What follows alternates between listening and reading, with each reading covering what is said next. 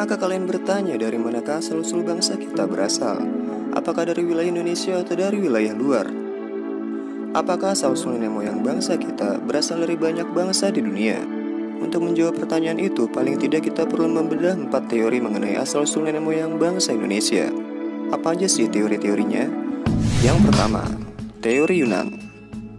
Perlu kalian catat guys, Yunan berbeda dengan Yunani ya. Yunan merupakan wilayah di Cina bagian selatan.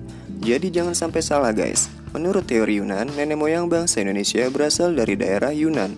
Wilayah ini diduga merupakan asal-usul manusia modern di Asia Tenggara. Tokoh-tokoh yang mendukung teori ini antara lain adalah Robert von Hennegeldern, Johann Hendrik Caspar Kern, J.R. Foster, J.R. Logan, Sangkot Marzuki, dan Muhammad Ali. Dasar yang memperkuat teori ini yaitu adanya kesamaan hasil kebudayaan berupa kapak.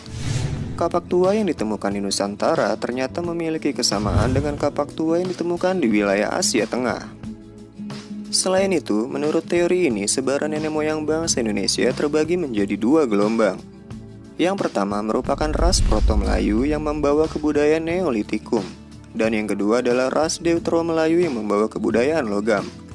Orang-orang ini dipercaya masuk ke Nusantara melalui hulu-hulu sungai besar di daratan Asia. Mereka cukup lama menetap di Dongsan Vietnam sebelum akhirnya menuju Kepulauan Nusantara menggunakan perahu bercadi. By the way, teori ini juga mengatakan bahwa bangsa Indonesia berasal dari satu daerah yang menggunakan bahasa Champa, atau bahasa yang kini dipakai di daerah Kamboja. Karena ditemukan banyak kesamaan antara bahasa Melayu yang ada di Indonesia dan bahasa Champa. Di antaranya adalah kesamaan istilah geografis, istilah binatang, dan nama alat perang kuno yang pernah digunakan. Teori Nusantara. Teori ini mengatakan bahwa bangsa kita berasal dari wilayah Nusantara itu sendiri guys. Teori ini didukung oleh Muhammad Yamin, Goris Kraf, Sultan Takdir Ali Syahbana, dan J. Crawford. Terus apa yang menjadi dasar dari teori ini? Menurut teori ini, bangsa Melayu merupakan bangsa yang telah memiliki peradaban yang tinggi. Pandangan ini didasari oleh hipotesis bahwa bangsa Melayu sudah melalui proses perkembangan budaya yang sangat panjang. Kesimpulannya, bangsa Melayu berasal dan berkembang di Nusantara, bukan dari luar wilayah Nusantara. By the way, kalian masih ingat gak pembahasan episode sebelumnya mengenai manusia purba Indonesia? Tentang penemuan fosil Homo soloensis dan Homo wajakensis. Menurut teori ini, ada kemungkinan bahwa bangsa Melayu yang mencangkup wilayah Indonesia, Malaysia, Singapura, Brunei, dan sebagian Thailand merupakan keturunan dari Homo soloensis dan Homo wajakensis. Tidak ditemukannya fosil Homo soloensis dan Homo wajakensis di wilayah Indochina juga memperkuat teori Nusantara sekaligus menyangga teori asal-usul bangsa Indonesia yang berasal dari luar. Teori out of Taiwan. Teori ini menyatakan bahwa asal-usul manusia Indonesia berasal dari Kepulauan Formosa atau Taiwan. Teori yang didukung oleh pakar Harith Ruman Simanjuntak ini didasari sejumlah argumentasi. Pertama, menurut teori ini tidak adanya pola genetika yang sama antara kromosom manusia Indonesia dengan manusia yang berada di dataran Tiongkok. Pendekatan genetika adalah penelusuran asal-usul manusia berdasarkan dengan penelitian kromosom maupun DNA-nya.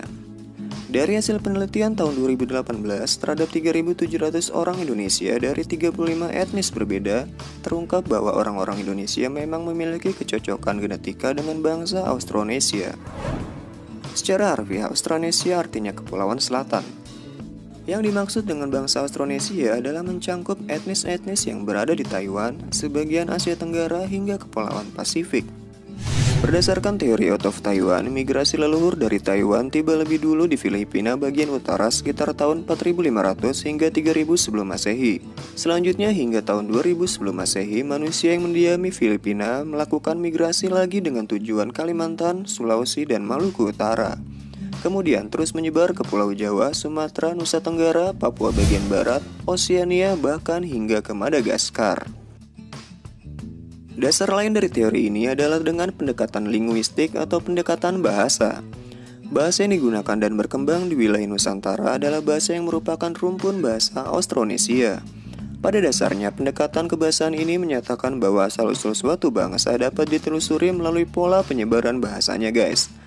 Karena keseluruhan bahasa di Indonesia berasal dari Austronesia yang berkembang di Taiwan.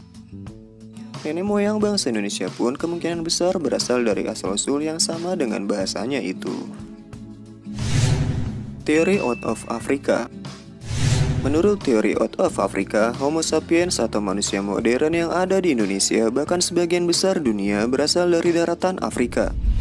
Di Afrika lah jalur Homo sapiens dilahirkan dan sejak saat itu mereka keluar dari Afrika dalam berbagai gelombang migrasi, mendiami sudut-sudut dunia yang belum terjangkau sebelumnya. Bentuk-bentuk Homo sapiens awal di luar Afrika hanya dianggap sebagai spesies terpisah yang kemudian punah. Adanya teori ini memang cukup membingungkan jika para ilmuwan tidak menjelaskannya dengan lengkap, guys. Teori ini didasarkan pada kajian ilmu genetika melalui penelitian DNA mitokondria, gen perempuan, dan gen laki-laki.